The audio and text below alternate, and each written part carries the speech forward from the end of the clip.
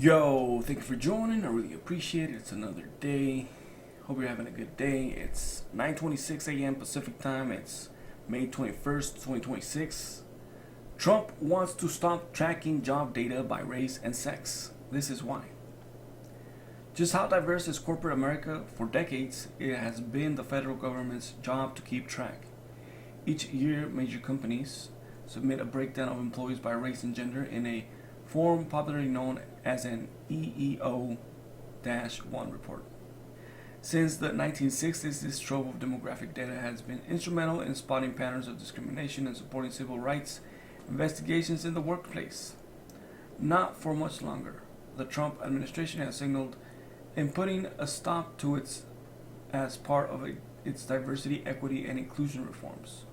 The Employment Opportunity Commission notified the White House last week that it plans to eliminate the reporting requirement for corporations as well as labor unions, state and local government apprenticeship programs, and schools, marking a significant escalation in the fight over corporate diversity. In recent years, EEO-1 data gave Americans greater visibility into how level the playing field is in their workplace. And critics warn cutting off this information flow will make it harder for corporations and regulators to gauge that.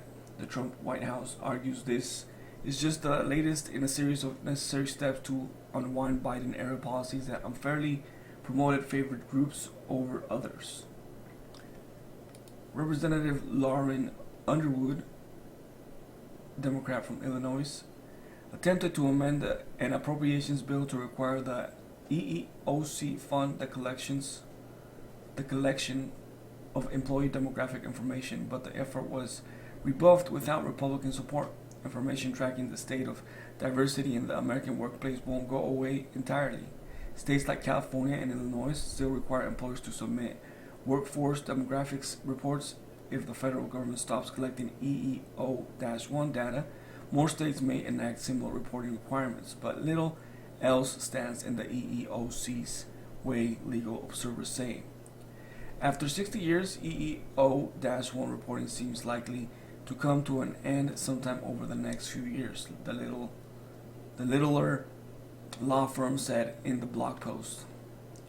One of the most consequential civil rights reversals, Title VII of the Civil Rights Act of 1964, outlawed employment discrimination based on race, color, religion, sex, and national origin, and established the EEOC to enforce these new laws, but the new federal agency lacked concrete data to identify patterns of job discrimination and segregation based on race, ethnicity, and sex.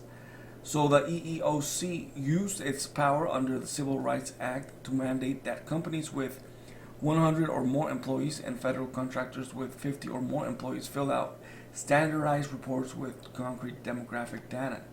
The public had scant access to these reports until the 2020 police killing of George Floyd, when corporations began voluntarily releasing more information in the face of growing pressure from investors and customers and inquiries from news organizations like USA Today.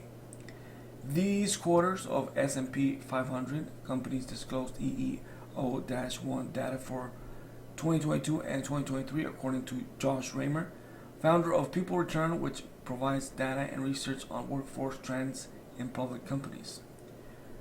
But corporations retreated as the DEI backlash accelerated when President Donald Trump took office for his second term in 2024, the latest year for which EEO-1 data is available. That figure dropped to about 57%, Raymer said.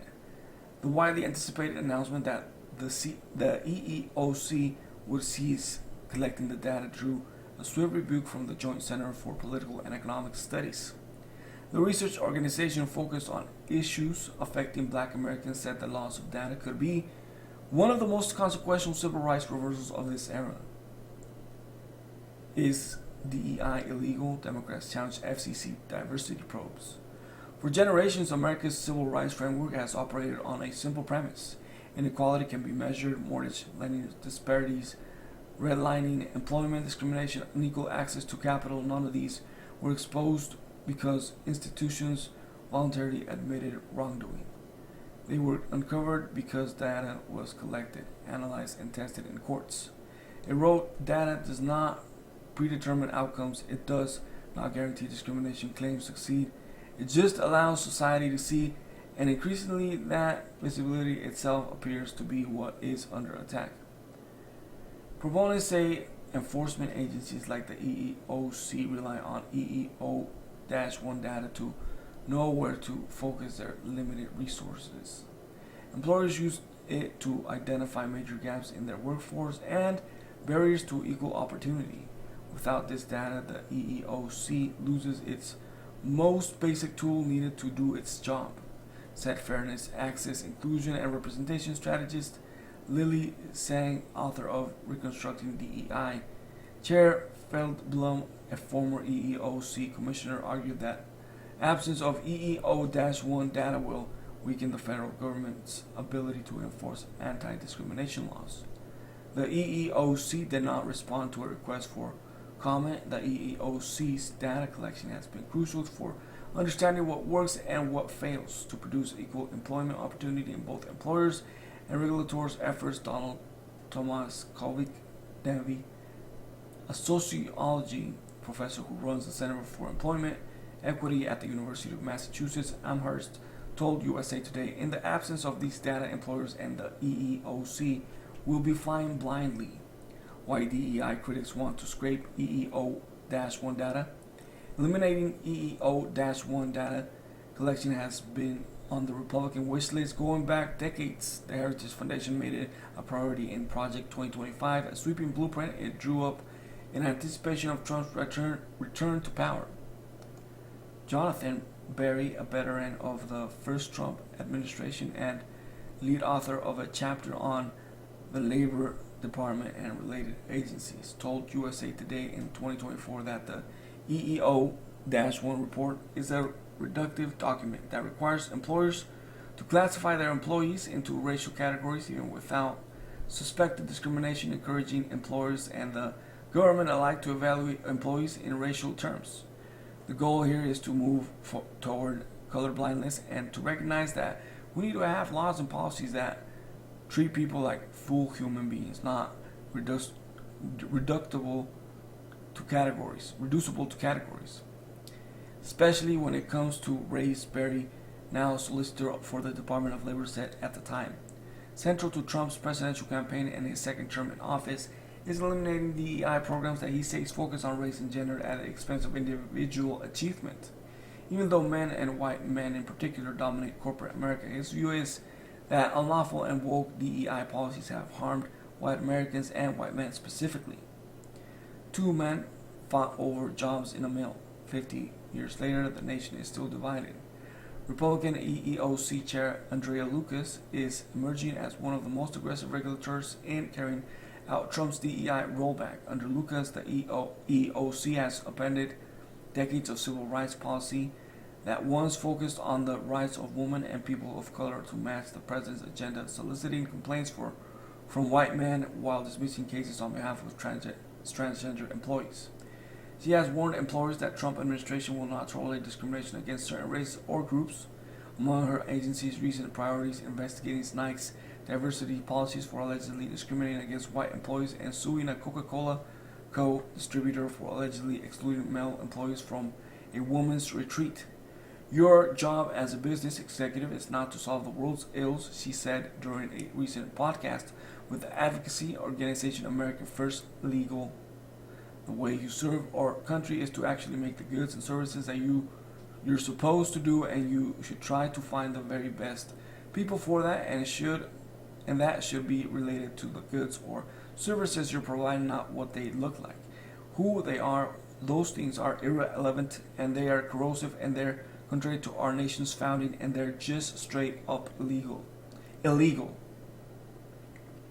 Some legal observers question the Trump administration's reasoning for no longer tracking workforce demographics.